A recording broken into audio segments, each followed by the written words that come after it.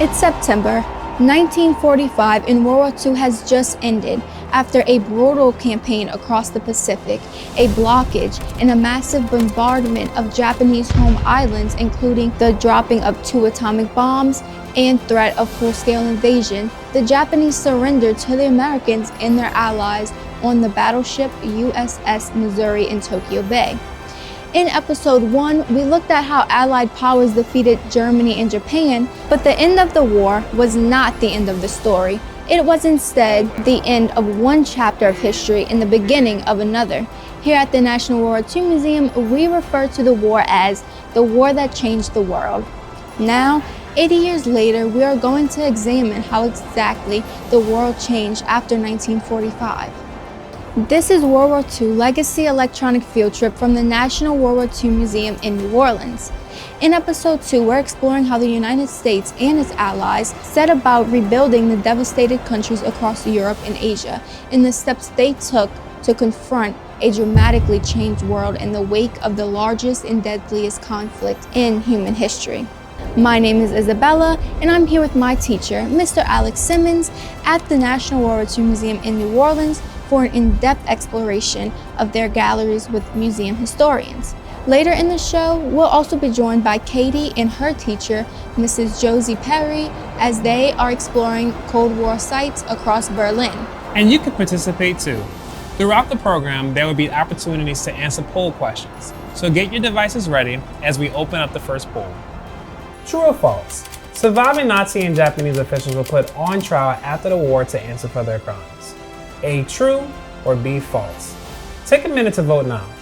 We start today's exploration in the Restoring Justice Gallery of the museum's Liberation Pavilion. Joining me and Isabella is museum historian Dr. Sean Scanlon.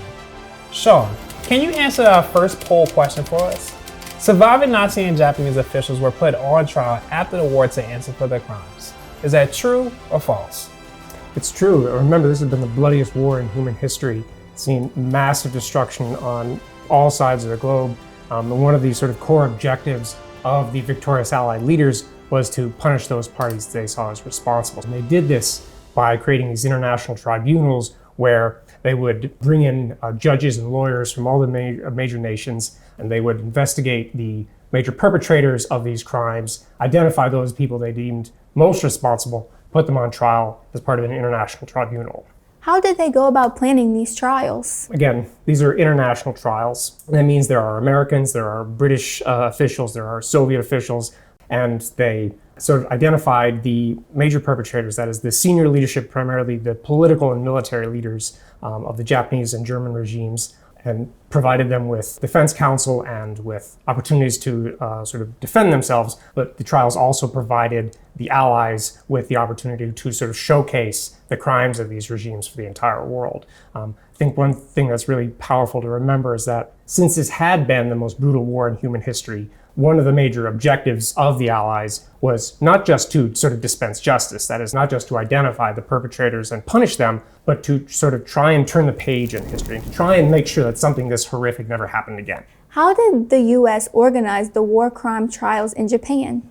So Japan is an interesting case. In Germany, again, these are international trials, but Germany is a unique case because Germany had been occupied by the 4 major Allied powers, that is the Americans, the British, the Soviets, and the French. And they divided the country up into 4 occupation zones. And as a result, there were 4 major sort of players in the trial and in the occupation.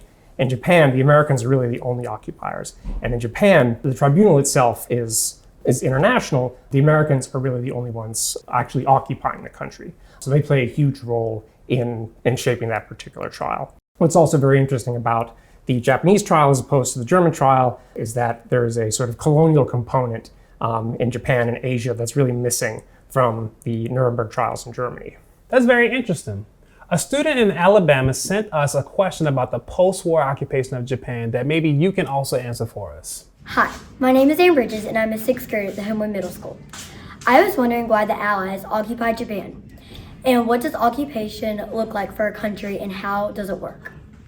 That's a great question. So the Allies, primarily the United States, occupied Japan because They did not want Japan to again become a threat to international peace in the Asia-Pacific region. The Americans stationed tens of thousands of troops and brought in civilians and diplomats to basically accept the surrender of Japanese forces to, again, as we talked about earlier, prosecute the offending officials that they saw as responsible for Japan's crimes, but also to drastically reorganize Japan's government, to make it so another regime like the regime that had attacked the United States couldn't take power again. And so specifically, they're reorganizing Japan's government, they are instituting a democracy, they're also reorganizing Japan's economy. They're basically trying to take all these steps that are going to ensure that Japan does not again become a threat to international peace. Interesting. Let's go over to Katie and Mrs. Perry in Europe, who are visiting an important memorial in Berlin that helps us remember some of the victims who lost their lives at the hands of some of the very war criminals who were being prosecuted in these trials. We're here at the memorial for the murdered Jews of Europe in Berlin. Nearly 6 million of Europe's Jews were killed by the Germans and their allies, and millions more were forced from their homes and into refugee camps. This monument honors some of the victims of those tried at Nuremberg. Miss Perry, this is a very dramatic memorial, and we can actually walk through it? Yes, the memorial is designed to create this feeling of hopelessness and claustrophobia. These pillars that surround us are called stelae. There are 2,710 of them spread across the open area in the center of Berlin like a wave. Wherever you enter or stand, it feels different. Katie, how does this make you feel? This memorial just goes to show how trapped those victims of the Holocaust must have felt. Yes, it's hard to understand the immense tragedy and death of the Holocaust. The designer intentionally left the memorial open to interpretation so that you could have a personal experience when you come here. This memorial is just one of the many examples throughout Europe that memorialize the victims of the Holocaust. Katie, as you know, World War II was the deadliest conflict in all of human history. It goes beyond comprehension to think about the individuals, the mothers, fathers, brothers, sisters, aunts, uncles, cousins, people of all ages, from infants to elderly.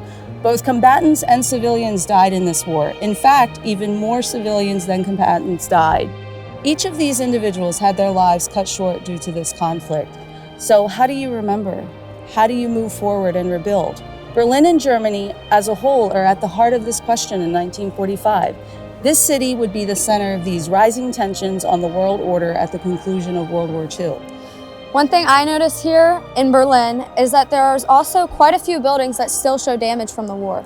Yes, that's right, Katie. Many of these buildings have been left unrepaired in some places as physical reminder of the war. In fact, let's check out one of the most famous sites just a few miles down the road.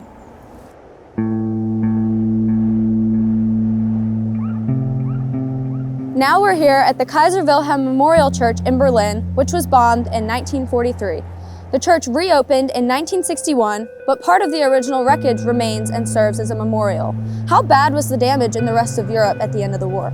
The war left much of the continent of Europe utterly devastated, including Germany. Cities were left in ruins, millions were dead, millions more left as refugees. International agencies like the United Nations came in to help out, but the most important players for Germany were the Allied occupying forces. How did the occupying Allied forces go about rebuilding Germany? Well, in Germany, the victorious powers, the United States, Great Britain, France, and the Soviet Union, divided the country up into 4 occupying zones. So they all had a section of the country and even had a section of Berlin. But tensions rose between the Allies because of their differing views on the future of Germany. The Soviet Union wanted to punish Germany for the war, and they wanted to establish a strong communist government, while the United States wanted to help rebuild Germany with a strong economy and to try and limit future Soviet expansion and also prevent another war. Just a few years after the war, Germany is formally divided into 2 parts, East and West Germany. Wait, so there's one Germany, and then there was 2 Germanys, but now there's only one Germany again? That's right. The history is really fascinating. So let's go back to our colleagues at the museum to learn more about how the relationship between the Allies deteriorated and how Germany was divided. Thanks, Katie and Mrs. Perry. We're here again with Dr. Sean Scanlon from the museum. Dr. Scanlon, we were just hearing about all the damage from the war in European cities. But before we dive in, let's open up our next poll question. What type of government was the Soviet Union during and after World War II? A, fascist, B, communist, C, democratic, or D, socialist? We'll reveal the answer in a minute.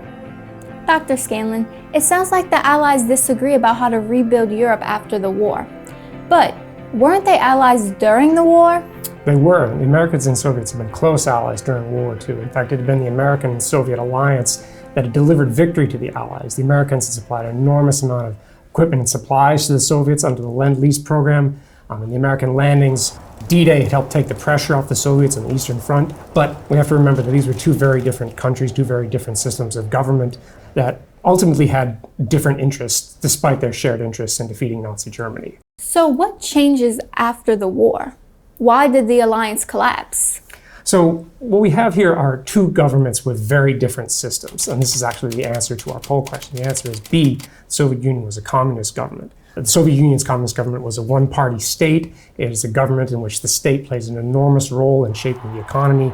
But very different from the system we have in the United States. The United States is a sort of multi-party democracy with very little state intervention in the economy. The Soviet Union is a one-party state with huge state intervention in the economy. And so sort of coming into the alliance, these two countries did not have a lot in common. They're in fact sort of antagonists towards each other before World War II. But during World War II, they share a common enemy in Nazi Germany. And as long as the Americans and Soviets have that common enemy, they're able to sort of put their differences aside and move past that towards defeating Nazi Germany. But once that common enemy is defeated, they no longer have that, they're no longer able to overcome those differences. So what does that leave war-torn Europe? So it leaves war-torn Europe deeply divided along eastern and western lines.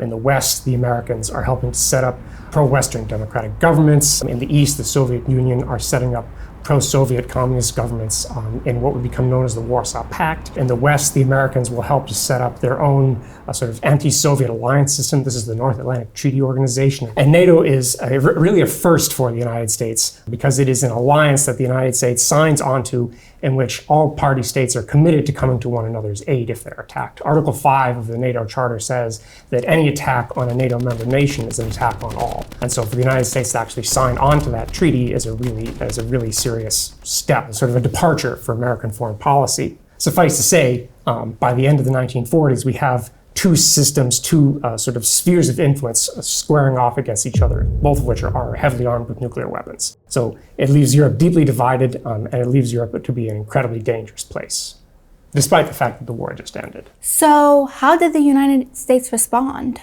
So the United States really takes a step into a more familiar form of American foreign policy, something we're more familiar with in the late 20th and early 21st centuries. For much of American history, the United States has sort of stayed behind the Atlantic and Pacific Oceans. It has tried not to sort of step too far beyond its borders. But after World War II, we see the United States really stepping outward and becoming a truly global superpower. So in the case of Europe, what this means is that they will launch programs like the Marshall Plan, which is intended to provide economic assistance to pro-Western governments in Western Europe. It involves the Truman Doctrine. The Truman Doctrine is essentially a pledge by President Truman that the United States will provide assistance to any country that is trying to resist Soviet domination. So the American response is really a dramatic assertion of American power overseas, a dramatic assertion against the Soviet Union in order to defend the non-communist world against potential Soviet and communist domination.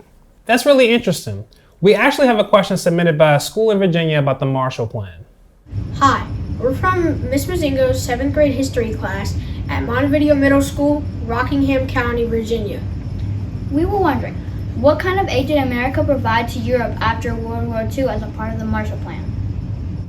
Primarily, American aid under the Marshall Plan was financial. It is essentially money to sympathetic pro-American governments in Western Europe to rebuild their infrastructure, to rebuild their cities and infrastructures that have been devastated by World War II. Some of it is food aid as well, but it's primarily financial aid. American investment in Western Europe to build Western Europe up into a pro-American, anti-communist barrier between the West and the Soviet Union. Interestingly, that aid really only goes to Western Europe and not to Eastern Europe, which is still under Soviet domination. Thanks for that question, Ms. Mazingo's class. Let's go back to our friends in Berlin to hear more about how the Cold War unfolded in the city. We're here at the Berlin Airlift Memorial at the Tempelhof Airport. Miss Perry, what happened here? Well, in 1948, the American, French, and British occupation authorities introduced a new paper currency into their zones. The Soviets retaliated by cutting off all roads, rivers, and railroads leading into West Berlin. Their objective was to force the 2.5 million West Berliners to either leave or join East Berlin, completing the communist takeover of Germany. They assumed the Americans and other Western allies would cave under the pressure, but they were wrong. Wow, so they cut off the whole city? How did the Americans respond? Well, the Americans responded with the Berlin Airlift, a massive effort to help keep the citizens of West Berlin supplied with food, fuel, and other supplies using US and British military aircraft. That actually brings us to our next poll. What was the nickname for one of the pilots who dropped supplies into Berlin? A, Air Express, B, Candy Bomber, C, Sky Supplier, or D, Winged Victory? Answer now and we'll reveal it in a minute. So supply could only come by air? How exactly did that work? Yes, the Americans, who were aided by the British, who contributed flights of their own, and by the French, who helped build the airport in their zone. In all, more than 2.3 million tons of food, fuel, and supplies were delivered to West Berlin in 278,000 flights. Can you tell us what the answer to the poll is? The answer is B, the Candy Bomber.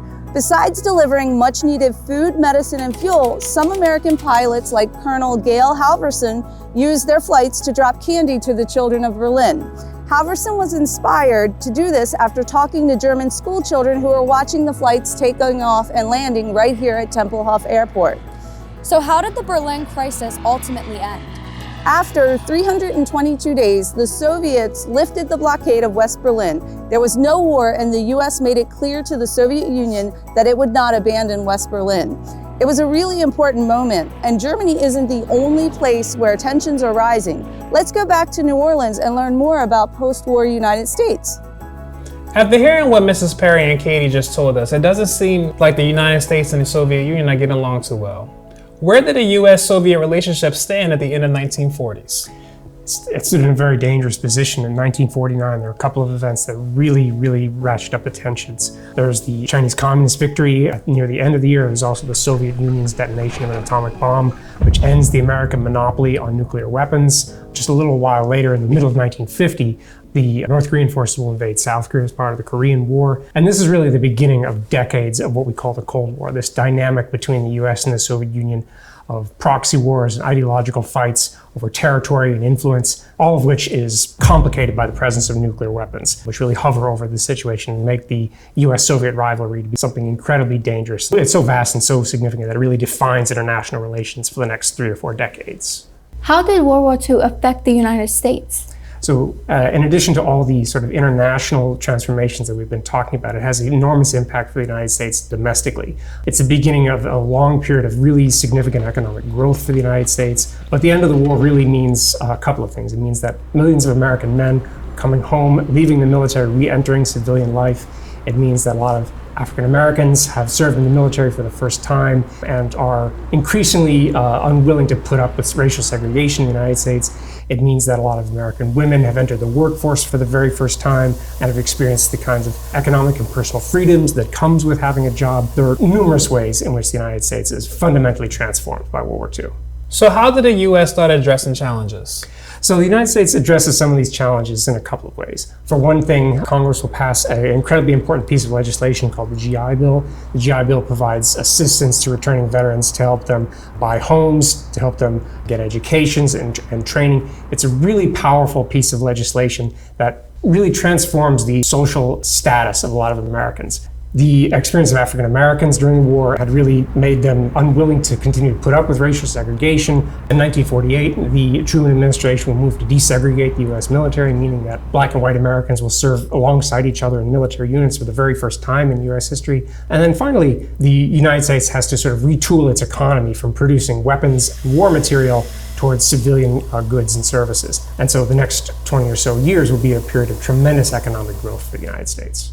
A lot of this seems like it applies to men returning from war. What about the women?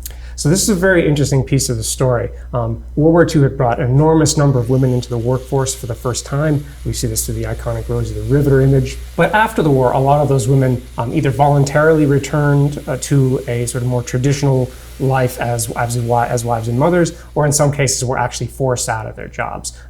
World War II is this really important hinge point because a lot of those women had experienced economic and political and personal freedom for the very first time. They had experienced what it would be like to live independently, and so it really provides an enormous boost to the feminist movement. We're here in the Liberation Gallery in the museum, and there's a lot of interesting artifacts relating to the legacy of the war.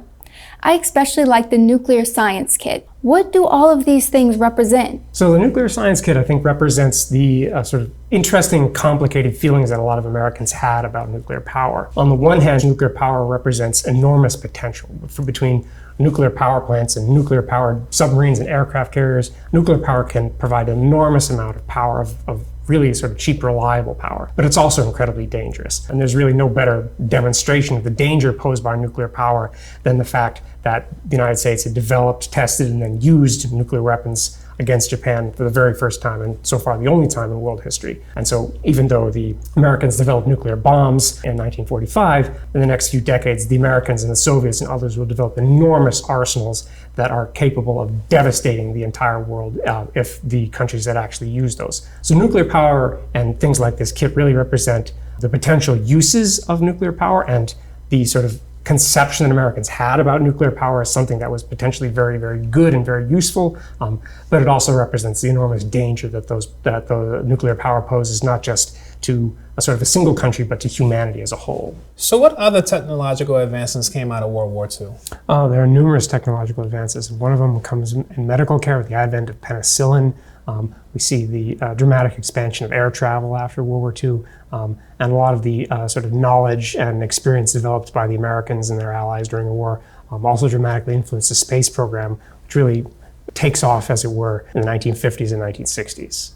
Wow, World War II transformed the globe in so many different ways. Yes, Isabella, and these legacies still influence all of our lives decades later. From international relations and foreign policy, societal changes, and as we can see here, major innovations. World War II was truly the war that changed the world. Thank you, Sean, for joining us today. And thanks to all of the experts who helped us understand the end of the war and its legacy today. Thank you to our sponsors and filming partners for making this program possible. Teachers, if you want more material for your classroom about the end of the war, you can check out the resources below, including our Liberation and Legacy Curriculum volume, or visit www.classroom.org. Share pictures of your participating in this program by tagging at WWII Museum on Facebook, Instagram, or X. Thanks again for joining us, and we'll see you next time.